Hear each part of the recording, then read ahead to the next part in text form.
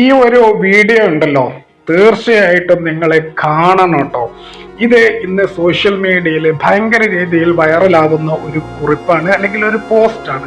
ഇത് നിങ്ങൾ മുഴുവനായിട്ട് കണ്ടിട്ടുണ്ടെങ്കിൽ തീർച്ചയായിട്ടും നിങ്ങളൊരു രാജ്യസ്നേഹിയാണെങ്കിൽ, യഥാർത്ഥ രാജ്യസ്നേഹി കേട്ടോ, അല്ലാതെ സ്വന്തം രാഷ്ട്രീയത്തിനും നിലനിൽപ്പിനൊക്കെ വേണ്ടിയിട്ട് പട്ടാളക്കാരെ പോലും കുരുതി കൊടുക്കുന്ന കപട രാജ്യസ്നേഹമല്ല കേട്ടോ. നിങ്ങളൊരു യഥാർത്ഥ രാജ്യസ്നേഹിയാണെങ്കിൽ തീർച്ചയായിട്ടും ഈ ഒരു വീഡിയോ നിങ്ങൾ മറ്റുള്ളവരിലേക്ക് എത്തിക്കും എന്നുള്ളതിന് ഒരു സംശയം വേണ്ട.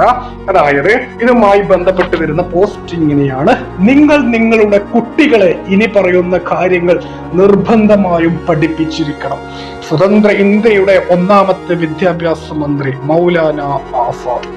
ഇന്ത്യയിൽ ആദ്യമായി 14 വയസ്സുവരെയുള്ള കുട്ടികൾക്ക് നിർബന്ധിതവും സൗജന്യവുമായ വിദ്യാഭ്യാസ പരിഷ്കരണം നടപ്പാക്കിയ വിദ്യാഭ്യാസ മന്ത്രി മൗലാന ആസാദ്. ജാമിയ മിലിയ ഇസ്ലാമിയ വിദ്യാഭ്യാസ സ്ഥാപന രൂപീകരണത്തിൽ മുഖ്യ പങ്ക് വഹിച്ചയാൾ മൗലാന ആസാദ്.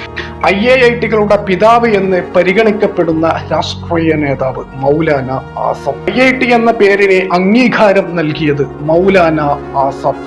UGCയുടെ അധികാര പരിധി 3 യൂണിവേഴ്സിറ്റികളിൽ നിന്ന് ഇന്ത്യയിലെമ്പാടും വ്യാപിപ്പിച്ച HRD മന്ത്രി മൗലാന ആസാദ്. ടാറ്റ ഇൻസ്റ്റിറ്റ്യൂട്ട് ആയിരുന്നതും പിൽക്കാലത്ത് ഇന്ത്യൻ ഇൻസ്റ്റിറ്റ്യൂട്ട് ആയതുമായ സ്ഥാപനത്തിന് തറക്കല്ലിട്ടത് മൗലാന ആസാദ്. പിൽക്കാലത്ത് ഡൽഹി യൂണിവേഴ്സിറ്റിയിലെ എഡ്യൂക്കേഷൻ ഡിപ്പാർട്ട്മെന്റ് ആയി മാറിയ ഡൽഹിയിലെ സെൻട്രൽ ഇൻസ്റ്റിറ്റ്യൂട്ട് ഓഫ് എഡ്യൂക്കേഷൻ ആവിഷ്കരിച്ചത് മൗലാന ആസാദ്. വിദ്യാഭ്യാസം ഇന്ത്യൻ പൗരന്റെ ജന്മാവകാശമാണ് എന്ന് പ്രഖ്യാപിച്ചത് മൗലാന ആസാദ്. ഹിന്ദു മുസ്ലിം ഐക്യത്തിന് വേണ്ടി നിലകൊള്ളുകയും ഇന്ത്യ പാക് വിഭജനത്തെ എതിർക്കുകയും ചെയ്ത വ്യക്തിത്വം മൗലാന ആസാദ്. ഇപ്പോൾ ഈ മഹാന്റെ പേര് NCERT 11ാം ക്ലാസ്സിലെ പൊളിറ്റിക്കൽ സയൻസിൽ നിന്ന് നീക്കം ചെയ്തിരിക്കുന്നു. നിയമനിർമ്മാണ സഭയുടെ കീഴിൽ വിവിധ വിഷയങ്ങളുമായി ബന്ധപ്പെട്ട് 8 മുഖ്യ കമ്മിറ്റികൾ ഉണ്ടായിരുന്നു.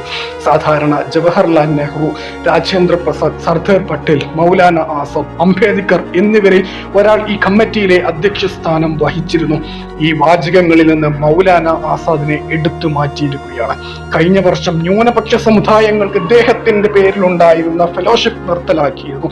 ഈ ഫെലോഷിപ്പ് ബുദ്ധമതക്കാർ, ക്രിസ്ത്യാനികൾ, മുസ്ലിങ്ങൾ, ജൈനന്മാർ, പാഴ്സികൾ, സിഖുകൾ എന്നീ വിഭാഗങ്ങൾക്ക് വേണ്ടിയായിരുന്നു.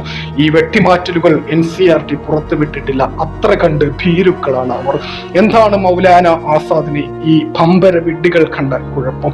അദ്ദേഹം മുസ്ലിമാണ് എന്നത് തന്നെ. ഒരു കാര്യം കൂടി പറയാം, മൗലാന ആസാദ് ഏതാണ്ട് 10 കൊല്ലം ബ്രിട്ടീഷ് തടവറയിൽ കഴിഞ്ഞ മഹത് വ്യക്തിയാണ്. ഈ സമയത്ത് ഏകാന്തതയിൽ അദ്ദേഹം കത്തെഴുതും